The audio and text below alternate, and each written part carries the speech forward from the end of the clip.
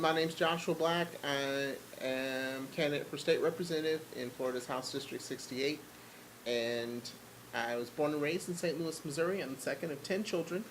All of us are homeschooled, um, and the ones of us that have graduated are doing fairly well in life. There's like, how many are left at home? There's two left at home. My parents are almost empty nesters. They've got 3 years to go. um, let's see. Married on October 26th to this lovely lady, Larissa. And we are expecting our first child sometime in August. We think the week of or the week after the primary, which is August 26th. For a few years, when I moved down to Florida about 6.5 years ago, I had sort of sworn off politics. I was very angry with the way things had turned out. My parents were unusual in the black community, Republicans, and they were secretive Republicans because they didn't want to deal with all the questions and the heat and all that. But they were Republicans nonetheless. My dad rejoiced when Reagan won his second term. I remember that because I was not alive when he won his first term. I was born in '82. And he was glad to see Bush beat Dukakis. Disappointed to see Perot take so many votes from Bush and let Clinton get in. Supported Dole. Was reluctant to support W, but ultimately, I think that's the way he cast his vote. I wasn't there when he did. But then, with Republicans in the House and the Senate and a Republican president, things happened that 1980s Republicans didn't champion. We championed smaller government, less intrusive government, rein in the CIA, eliminate the Federal Department of Education. Bush went against all of those things. And it was disheartening, saddening, frustrating, disillusioning for me. And so I just said, forget politics. And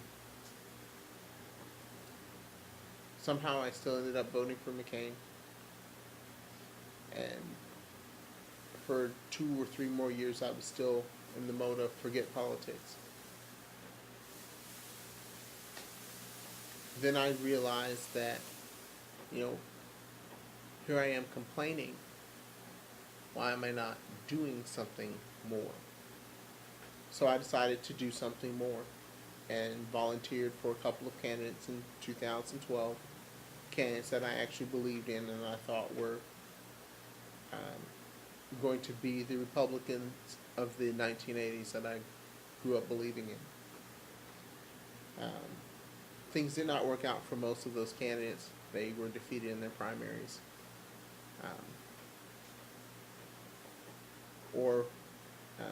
In the case of Buck Walls, he was running for school board, defeated in the general. And as I watched the state rep race for my district, I was unhappy with both candidates. And I did not believe that either one of them would do the job that is necessary. When the Republican candidate Is that lost, Dudley and Farkas? yes, that was Dwight Dudley and Frank Farkas. And when Farkas lost to Dwight Dudley, I said, well, this means I get an easier path. I don't have to deal with the primary. Wrong. So that was why I signed up. I thought that there wasn't really a Republican lined up for this spot, and that I could just waltz in to face Dwight Dudley and people would get behind me to get a Democrat out. But that's obviously not what's happened. Still, even with the presence of Bill Young Jr. A bigger name in the picture, I didn't believe that dropping out would be the right thing. I don't believe I don't know what he stands for. He hasn't really, um, he hasn't been very public about the things he stands for. I know what I stand for, and I don't believe that he stands for what I stand for. It's just the company that he keeps leads me to believe that. So, um, I am running because I think $79 billion budget, even if it's balanced, is too big. That's three. I think it's like $3.2 billion per Florida resident. I mean, not no, $3.2 thousand. Excuse me, $3.2 thousand per Florida resident. If you look at the federal budget, it's like $10,000 per American citizen.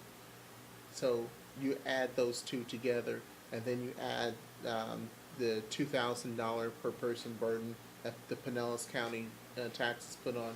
If you live in St. Petersburg, you've got another burden. I think it's too much. At some point, you've got to say, we're taxed enough already. Right? $16,000 is too much. And the reason those numbers don't add up is because some of the budgets are filled with quote unquote federal funds. So it's about $16,000 average per person if you live in Pinellas County or in St. Pete. And I think it's too great a burden. If you don't have much, you won't get very far. And I know I don't have much, and I'm struggling every day. I drive a taxi for a living, and I'm struggling every day to make ends meet. So I'm not a fan of the way things are being done, even though it's being done under Republican leadership. The reality is that party labels don't change the policies. A policy changes what we need. It's not enough to have Republicans in office. We have to have good Republicans in office. And George W. Bush's presidency was what led me to that conclusion. So, fire away. Thank you.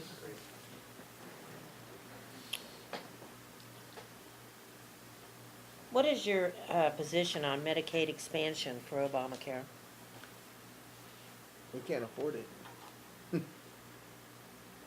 There's, we're already at $21 billion for 3 million people on Medicaid right now. Before Obamacare, who spent $7,000 per person for health insurance per year? That's a lot of money that's being wasted. I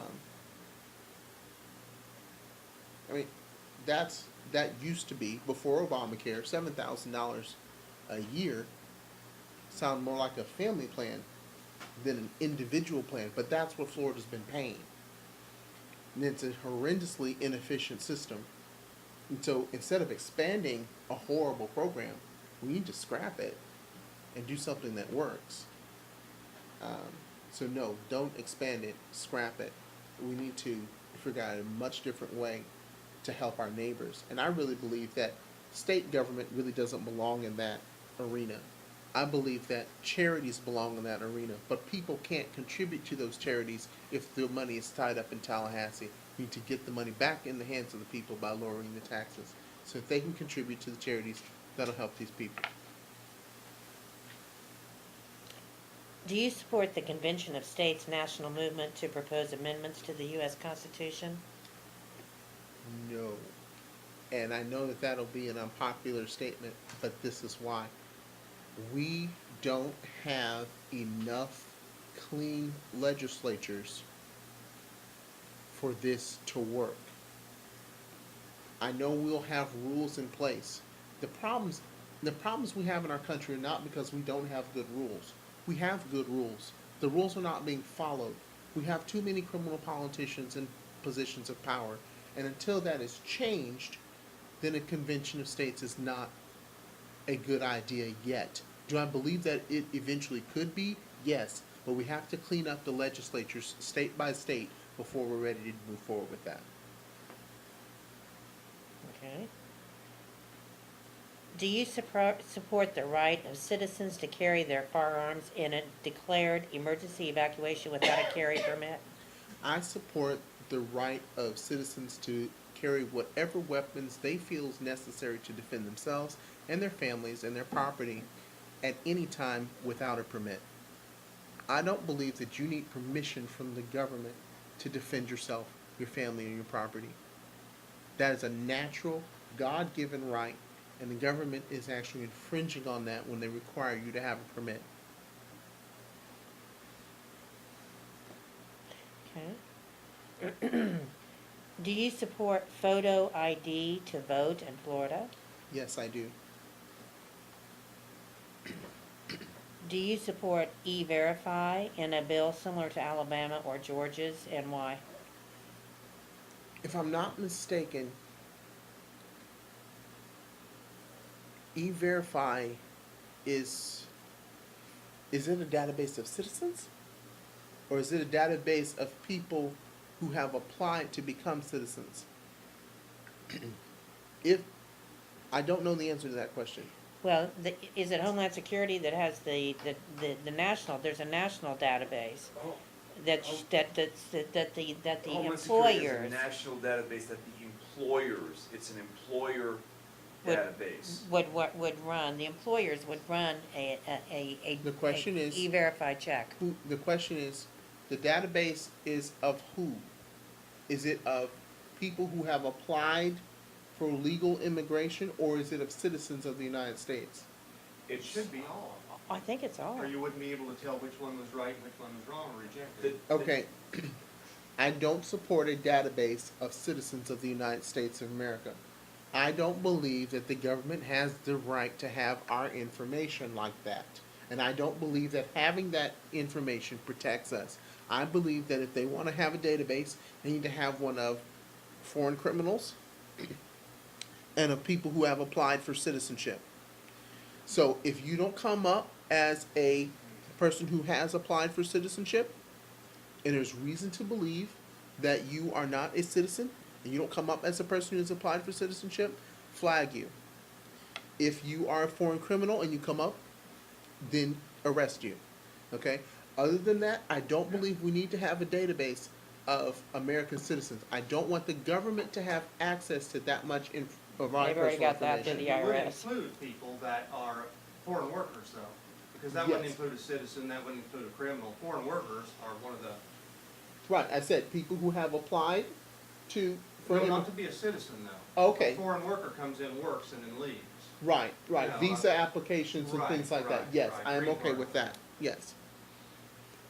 Well, you bring up you bring up a great point that on that database that we'll check on.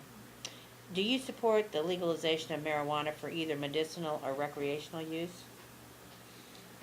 This is going to be another unpopular answer. The problem I have with the war on drugs is that governments are abusing it to steal people's property. If you're a business and someone has been selling drugs out of your parking lot unbeknownst to you, you can't see them, you're running your business. The police, through civil forfeiture, can take your business from you. Okay? And they've done that to several people. Some of them have been able to fight them successfully in court, but most of them don't have the resources to do that. That's wrong. They have a financial incentive to do so. The local police departments share the proceeds when the federal government takes it over. I believe that that is the wrong way to handle drug problems. I think drug problems should be handled by families, neighbors, churches. Because those are the people who can teach you a better way of life. The government can only punish you.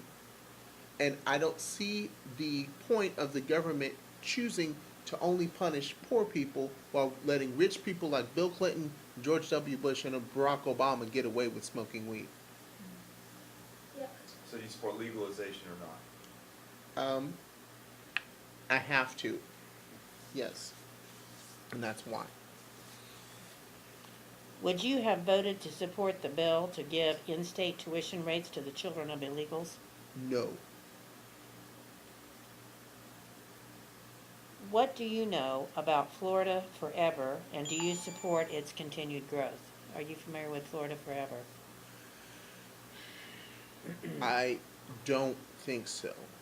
I've heard the statement Florida Forever. If I'm not mistaken, it's a conservation group, Uh-huh. and they're trying to convince the state to have a permanent part of the budget set aside to purchase lands for Yes. conservation. Yes. Okay, that's ridiculous. How much land do they want to purchase? One third of the state of Florida, and we're a humongous state. Have you driven around? We're a humongous state. 1/3 of our land is owned by federal, state, or local government. There's no reason for them to do that. Secondly, I believe the conservation is a private endeavor, not a public endeavor. You can't take somebody else's money and use it for your own pet project. If you want to preserve that land, raise the money yourself and do it yourself. Don't take other people's money to do it. Okay. Let's see. What would you support a change from a defined benefit pension plan to a defined contribution plan for newly hired state employees under the Florida retirement system?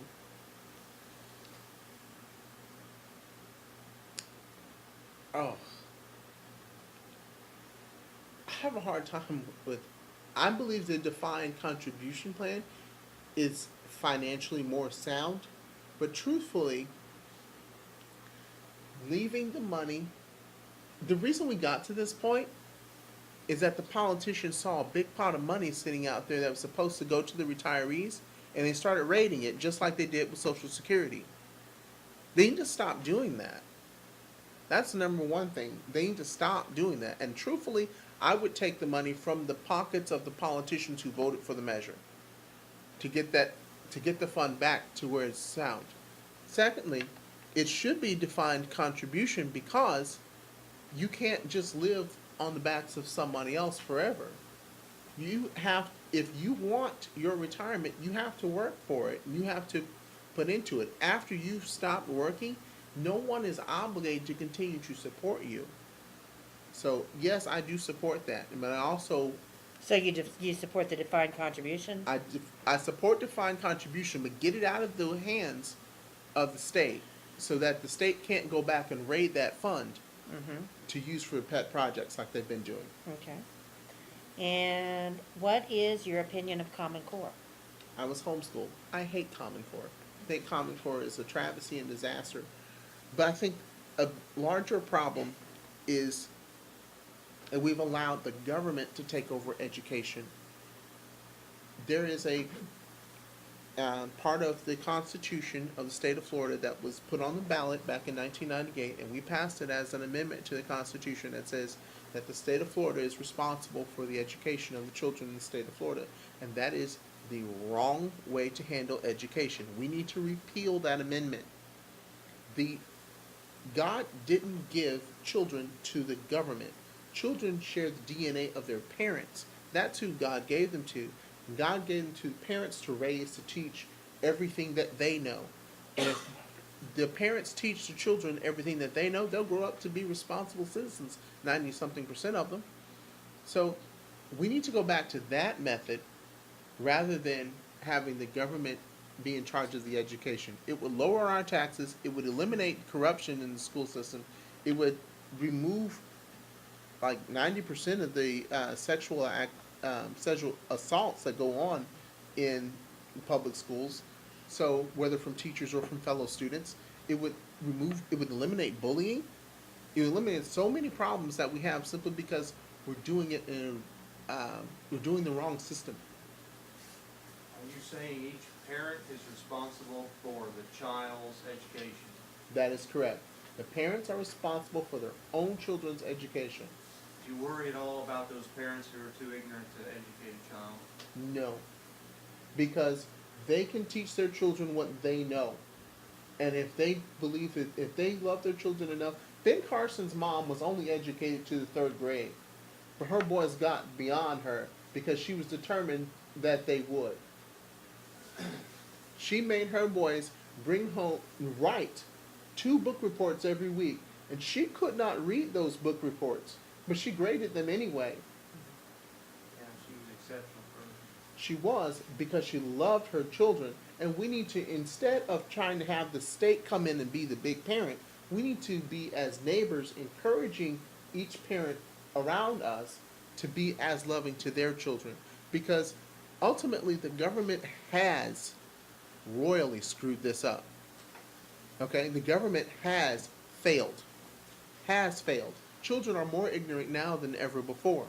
That's a product, direct product of government education. We need to blame the government for what they've done wrong and fire them for the job that they cannot do and put the people back in charge who God designed to do the work. Simplistic, but I like it, Josh. Somehow it plays with me. I love it, I'm just concerned that because of this dumbing down that has gone on now for decades, that there are not enough parents out there that will take on that responsibility.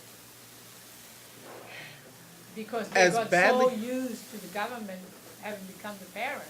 As badly as the state has dropped the ball, I don't think giving it back to the parents will make it any worse.